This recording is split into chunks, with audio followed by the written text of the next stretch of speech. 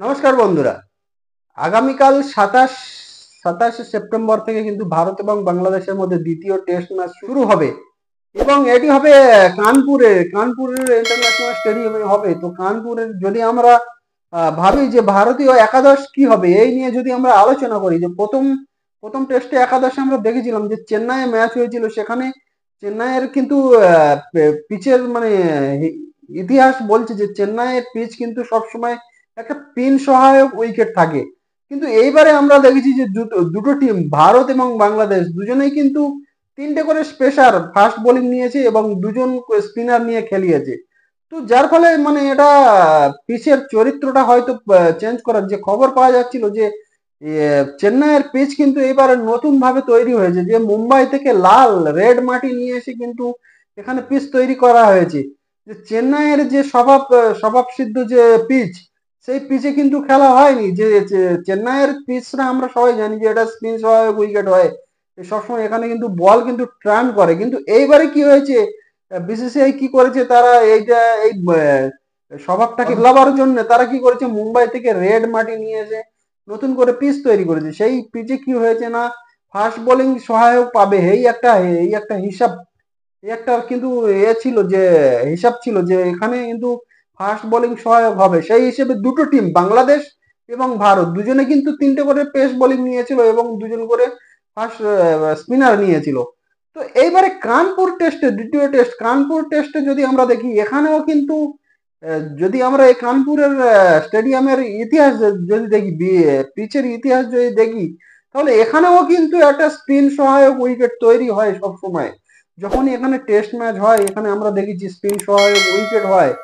তো এবারে হয়তো ভাবা যাচ্ছে যে এখানেও হয়তো স্পিন সহায়ক উইকেট হতে পারে। তো ভারতীয় টিমে আহ, প্রথম একাদশ একাদশ নিয়ে যদি কথা বলি, তাহলে কি কোনো বদল হতে পারে? অবশ্যই হয়তো একটা বদল হতে পারে, যদি হয়তো একটাই বদল হবে।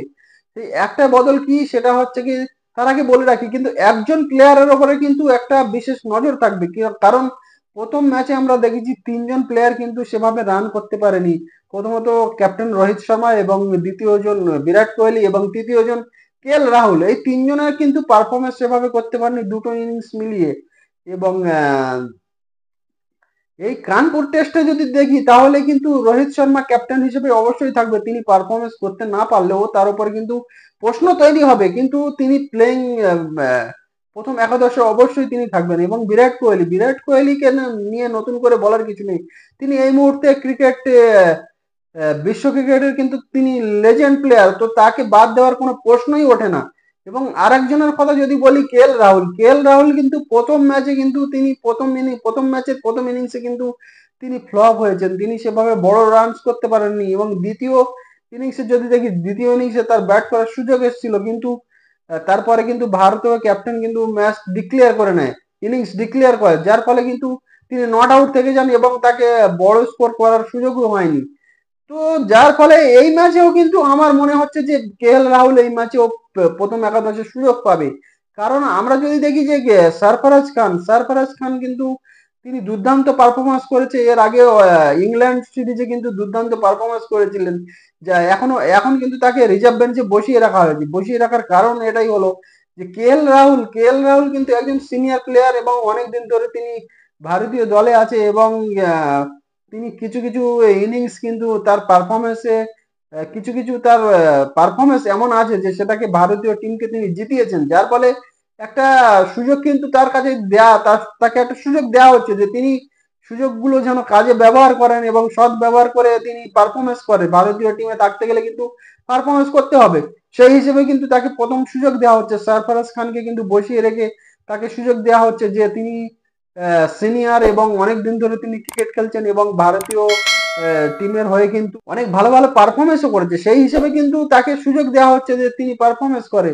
তো এই ম্যাচটাই দ্বিতীয় টেস্টেও কানপুর টেস্টেও যদি আমরা দেখি, তো কে এল রাহুলও এখানে হয়তো তিনি প্রথম একাদশে থাকবেন। এবং প্রথম একাদশে থেকে কিন্তু তাকে পারফরমেন্স করতে হবে। যদি পারফরমেন্স না করতে পারে, তাহলে সামনে কিন্তু নিউজিল্যান্ড সিরিজ আছে। নিউজিল্যান্ড কিন্তু ভারতে আসবে, সেখানে 4টি টেস্ট হবে। সেখানে কিন্তু কে এল রাহুলের জন্য কিন্তু একটা প্রশ্ন চিহ্ন তৈরি হবে। তাকে 15 সদস্যের মধ্যে রাখা হবে কি হবে না, যদি তিনি পারফরমেন্স না করতে পারেন। সেটা কিন্তু রাহুলের জন্য কিন্তু একটা মানে এটা ধরে নাও শেষ সুযোগ। এই কানপুর টেস্ট কিন্তু রাহুলের জন্য শেষ সুযোগ। এখানে যদি পারফরমেন্স না করতে পারে তাহলে কিন্তু তার উপরে একটা প্রশ্ন চিহ্ন তৈরি হবে, এবং সামনে যে সিরিজ নিউজিল্যান্ডের বিরুদ্ধে সেখানে কিন্তু 15 সদস্যের মধ্যে তার জায়গা হবে কিনা এটা কিন্তু একটা সন্দেহ আছে। তারপরে আরেকটা যদি দেখি যে আরেকটা চেঞ্জ হওয়ার সম্ভাবনা, যেটা যেটা চেঞ্জ হওয়ার সম্ভাবনা সেটা হচ্ছে কানপুর যে উইকেটটা কিন্তু স্পিন সহায়ক উইকেট আগেই আমি বলেছি। তো এখানে যদি একজন ফাস্ট বোলারকে বসিয়ে একজন স্পিনারকে খেলানো হতে পারে। আর কানপুর যদি আমরা দেখি, এটা কিন্তু কুলদীপ যাদব, তার কিন্তু কুলদীপ যাদব ইউপির ছেলে, তিনি উত্তরপ্রদেশের ছেলে, এবং কানপুর কিন্তু উত্তরপ্রদেশেরই মধ্যে। তো যার ফলে তার ধরে নাও তার এটা হোম গ্রাউন্ড, সেই হোম গ্রাউন্ডে খেলা হবে। তো সেখানেও কুলদীপ যাদবকে কিন্তু একটা সুযোগ দেয়াই হতে পারে। তো যার ফলে কুলদীপ যাদব যদি প্রথম একাদশে জায়গা পায় তাহলে কাকে বসানো হবে? তো বসানো হয়তো হতে পারে আকাশদীপকে। আকাশদীপ কিন্তু ভালো বোলার এবং তিনি ভালো পারফরমেন্সও করেছেন, কিন্তু তার যে পিচের যে চরিত্র এবং সিচুয়েশন হিসেবে কিন্তু প্রথম একাদশ বদল হতে থাকে। এটা সমস্ত টিমের ক্ষেত্রে হয় যে ভালো পারফরমেন্স করার পরেও কিন্তু সিচুয়েশন, যে পিচের যে সিচুয়েশন, সেই হিসেবে কিন্তু প্রথম একাদশে কিন্তু একটা দুটো বদল হতে থাকে।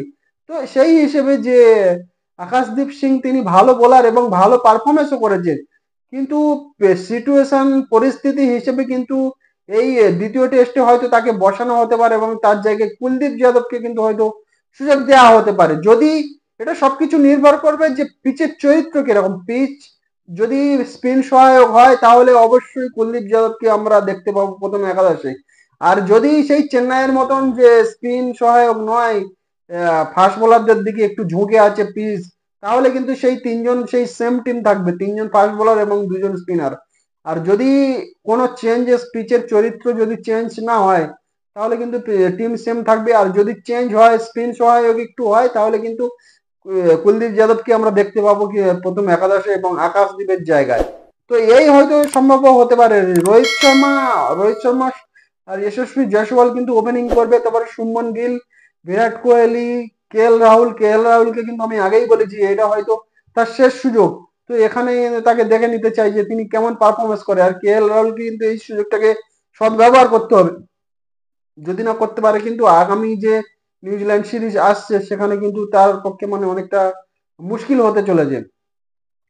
তারপরে থাকছে ঋষভ পান্তের কোনো তুলনা হয় না। তিনি প্রায় 2 বছর পরে তিনি টেস্ট ক্রিকেটে কামব্যাক করেছেন এবং দুর্দান্ত পারফরমেন্স করেছেন, সেঞ্চুরি করে তিনি বুঝিয়ে দিয়েছেন তিনি সেই পুরাতন ঋষভ পান্ত তিনি ফিরত এসছেন।